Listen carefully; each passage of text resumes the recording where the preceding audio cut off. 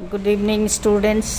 आप लोगों के ऑन डिमांड ये क्लास 8 का हाफ ईयरली का एग्जामिनेशन का सेशन 2024-25 का क्वेश्चन पेपर है। तो ये काफ़ी हद तक आपके काम आएगा। इसमें काफ़ी हद तक आपको कॉमन आंसर्स मिल जाएंगे, कॉमन क्वेश्चंस मिल जाएंगे। लेकिन हमेशा की तरह मेरी एक शिकायत हमेशा रहती है कि जितने व्यूज़ मिलते हैं उतने लाइक्स नहीं मिलते हैं। तो केवल अपना भला मत सोचो, मेरा भी सोचो, क्योंकि मुझे अभी तक कोई यूट्यूब से पैसे नहीं मिल रहे हैं। मेरे अपने पैसे खर्च हो रहे, डाटा खर्च हो रहे, मुझे रिचार्ज कराना पड़ता है। तो इसका ध्यान रखना आप लोग। मैं आपके बारे में सोचूं, आप मेरे बारे में नहीं सोचो, ऐसा नहीं होना चाहिए। सेल्फिशनेस हो जाएगा फिर, है कि नहीं। चलो शुरू करते हैं टाइम की बचत करते हुए। निम्नलिखित प्रश्नों के सही उत्तर लिखो। तो वही है, फुल मार्क्स 80 है, टाइम 3 आवर्स है और 20 मार्क्स का एक नंबर का क्वेश्चन है। बदलू कौन था? बदलू मनिहार था। बदलू क्या कार्य किया करता था? बदलू लाख की चूड़ियाँ बनाता था। लाख की चूड़ियाँ पाठ के लेखक का नाम क्या है? तो कामतानाथ है। बस की रफ्तार के बारे में क्या बताया गया? वह कम होती जा रही थी। ठीक है। बस को किससे अधिक विश्वसनीय बताया जा रहा था? तो नई सुंदर बसों से। लेखक पेड़ों को अपना दुश्मन क्यों समझ रहा था? हरे भरे न होने के कारण, पेड़ों से बस टकराने के भय के कारण। 3 नंबर। इसमें ये साइन नहीं आया है, देख लेना। लेखक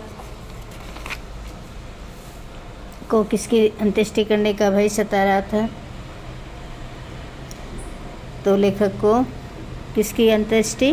बस की अंत्येष्टि। अंत्येष्टि का मतलब होता है अंतिम क्रिया। भगवान के डाकिये किन्हें कहा गया है?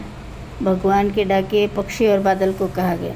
भगवान के डाकिये द्वारा लाई गई चिट्ठियाँ कौन नहीं पढ़ पाता है? तो मनुष्य नहीं पढ़ पाता है। एक देश का भाव दूसरे देश तक किस रूप में पहुँचता है? पानी के रूप में। भाप के रूप में नहीं, पानी के रूप में। क्या निराशवाद है? पाठ के लेखक का नाम क्या है? तो हजारी प्रसाद द्विवेदी है। मूर्खता का पढ़ाई किसे समझा जाने लगा है? ईमानदारी को। आज के माहौल में कौन अधिक परेशान है? ईमानदार लोग, मेहनत करने वाले लोग, उपयुक्त दोनों। तो ईमानदार लोग ज़्यादा परेशान है। कौन सी प्रवृत्ति आज चिंता का विषय बन गई है? दूसरों में दोष खोजने की। ठीक है। आचरण के गलत पक्ष का आनंद लेने के लिए उद्घाटित करना एक देश है। क्या? बुराई उद्घाटित करना। आचरण के गलत पक्ष का आनंद लेने के लिए उद्घाटित करना एक बुराई है। ठीक है।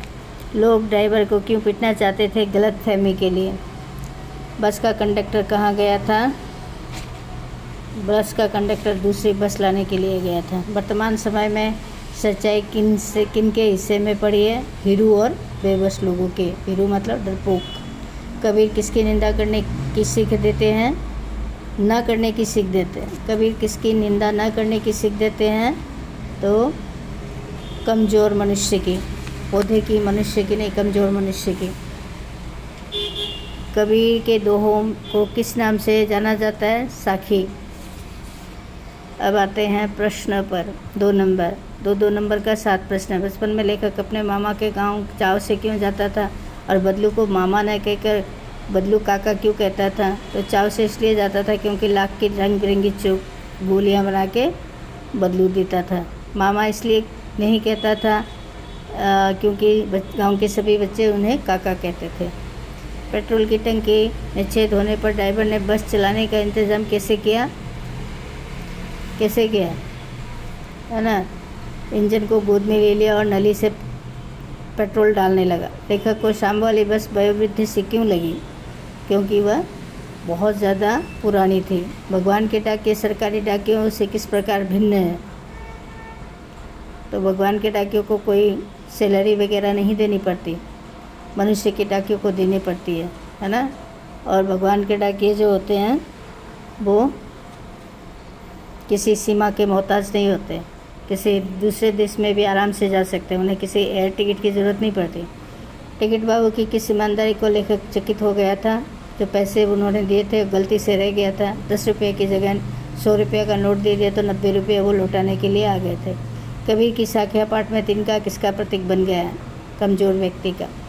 एक मनुष्य के लिए इस प्रकार एक तिनका मनुष्य के लिए किस प्रकार हानिक हो सकता है?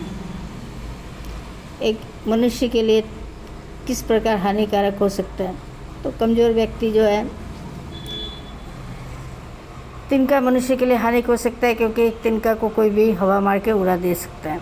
तिनका कमज़ोर का प्रतीक है। दोषों का पर्दाफाश करना कब बुरा रूप ले सकता है? जब उसके अच्छाई को ढककर केवल बुराई में रस लिया जाता है और बुराई को ही सर्वोच्च मान लिया जाता है। निम्नलिखित किन्हीं 2 प्रश्नों के उत्तर विस्तार पूर्वक लिखिए। आपके सपनों का भारत कैसा होना चाहिए? क्या निराश हुआ जाए पाठ के आधार पर लिखिए। हमारे सपनों का भारत कैसा होना चाहिए? ऐसा होना चाहिए जहाँ जिसमें भाईचारा और धर्म के नाम पर युद्ध न हो, हिंदू मुस्लिम सब मिल के रहे, है ना। मंदिर मस्जिद के नाम पे लोग लड़े नहीं, लोग भारत में मंदिर नहीं बनाए, केवल शिक्षा भी बनाए, हॉस्पिटल भी बनाए। मंदिर होना ही काफ़ी नहीं होता है। विपरीत परिस्थितियों के बावजूद बदलू ने किस प्रकार से अपना व्यक्तित्व को टूटने नहीं दिया? इसलिए टूटने नहीं दिया, या विपरीत परिस्थितियों के बावजूद बदलू ने अपना व्यक्तित्व इस प्रकार टूटने नहीं दिया क्योंकि कांच के आ जाने पर लाख का धंधा चौपट हो गया, फिर भी उसने कांच के धंधे को नहीं अपनाया। भले ही उसने उसे बंद कर दिया लेकिन अपनाया नहीं, क्योंकि जिसको वो बुरा समझता था उसके साथ वो जुड़ नहीं सकता था। लेखक को अपनी बस यात्रा में जिन जिन कठिनाइयों का सामना करना पड़ा, बस यात्रा के पाठ के अनुसार लिखे। तो लेखक को अपनी बस की यात्रा में बस धीरे धीरे चल रही थी, दूसरे बसों से कम स्पीड में चल रही थी, कहीं भी पहुंचने की उन्होंने उम्मीद छोड़ दी थी, है ना। और उसके बाद वो बेफिक्र होकर बैठ गए थे कि अब मरेंगे या जिएंगे, रहना तो बस में ही, चढ़ गए तो चढ़ गए, लाइट चली गई, है ना। पुलिया के पीछे आकर चक्का पंक्चर हो गया, फिर भी उन्होंने बस का साथ नहीं छोड़ा। भाषा के मुख्यतः कितने रूप होते हैं? ग्रामर में देखो, भाषा के मुख्यतः 2 रूप होते हैं। कौन कौन से? मौखिक भाषा, लिखित भाषा। 2 रूप। नेपाली भाषा की लिपि क्या है? तो नेपाली भाषा की लिपि देवनागरी है। समास के कितने भेद होते हैं? 6 भेद होते हैं। अव्ययभाव समास का समस्त पद कौन सा है? आजीवन। नगरवासी समस्त पद का सही विग्रह क्या होगा? नगर का वासी। नेहा संतोष लंबी है, नेहा संतोष से लंबी है, उचित कारक चिन्ह लगाइए से, और ये अपादान कारक है। अलमारी में तुम्हारे कपड़े रखे हैं, उचित कारक भेद बताइए, तो अधिकरण कारक। बच्चा पलंग से गिरा उचित कारक भेद बनाएं, तो पलंग से गिरा अपादान कारक। कौन से समास में उपमेय उपमान का संबंध होता है? तो कर्मधारय समास में होता है। पंचवटी समास का विग्रह क्या है? 5 वटों का समाहार। 2 मित्रों के बीच परीक्षा की तैयारी करते हुए एक संवाद 80 शब्दों में लिखे कि परीक्षा कैसे हुई? यार मेरी परीक्षा तो बहुत अच्छी हुई, तेरी कैसे हुई? मेरी इतनी अच्छी नहीं हुई क्योंकि जो मैं पढ़ के आया था उस हिसाब से मुझे प्रश्न नहीं मिले, वगैरह बना के लिखना। भारत की क्रिकेट टीम के वर्ल्ड कप जीतने के अच्छे प्रदर्शन को लेकर 2 मित्रों के बीच एक संवाद 80 शब्दों में लिखे। तो 2 मित्र, भारत वर्ल्ड कप जीत गया, ये मेरे लिए खुशी का विषय है, मैं अंतिम दौर तक मैच देखता रहा, है ना, अच्छा लगा। और दूसरा ये कहेगा कि भारत हार गया इसलिए मुझे अच्छा नहीं लगा, है ना। दूसरा ये जो जिसके देश का जो हर एक बच्चे की प्रतिक्रिया अलग अलग होगी। एक संगीत का महत्व बताते हुए अपने छोटे भाई को पत्र लिखिए। संगीत का मतलब तो औपचारिक पत्र, इसमें विषय नहीं होगा। संगीत का महत्व बताते हुए, तो भाई संगीत मुझे बहुत अच्छा लगता है, तुम्हें अच्छा लगता है कि नहीं? तुम भी संगीत सुना करो ताकि टेंशन फ्री रहोगे। संगीत सुनते हुए कोई बच्चे मैथ्स भी करते हैं। इसके ऊपर आप आधारित करके, इसमें ये औपचारिक लेटर नहीं है, ये अनौपचारिक है, इसमें विषय की ज़रूरत नहीं है। अथवा परीक्षा में प्रथम आने पर बधाई देते हुए अपने मित्र को पत्र लिखिए।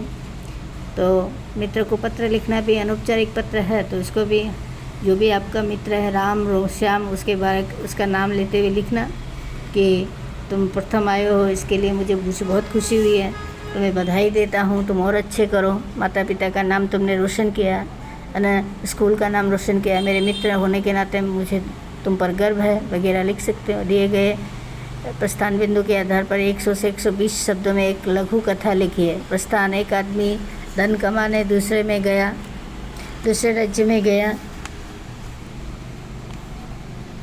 कहाँ गया? एक आदमी धन कमाने दूसरे राज्य में गया। जाने से पहले उसने अपना एक कीमती सामान मित्र के घर रख दिया।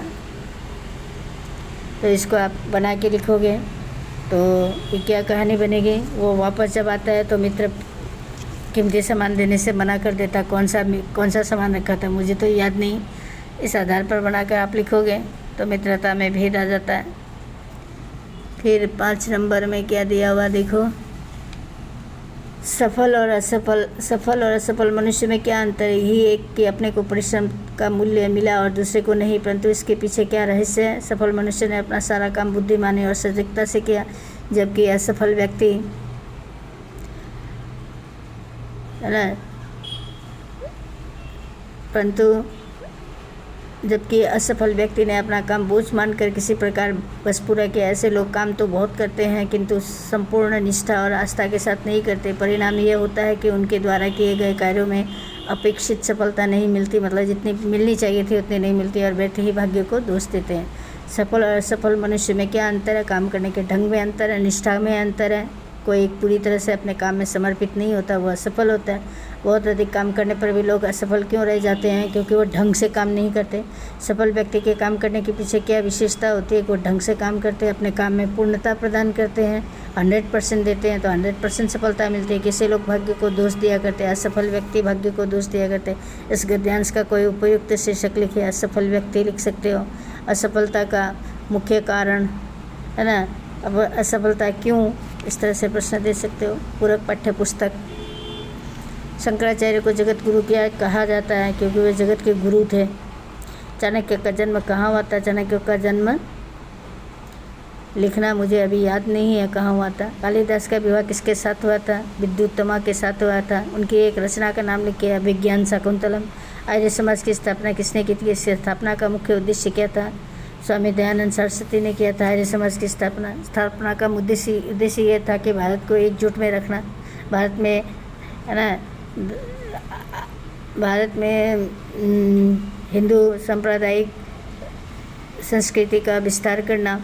टीपू सुल्तान का जन्म कब हुआ था? तो 20 नवंबर 1750 में हुआ था। टीपू सुल्तान को घुड़सवारी अत्याचार चलाने की शिक्षा किसने दी थी? गाजी खान ने दी थी।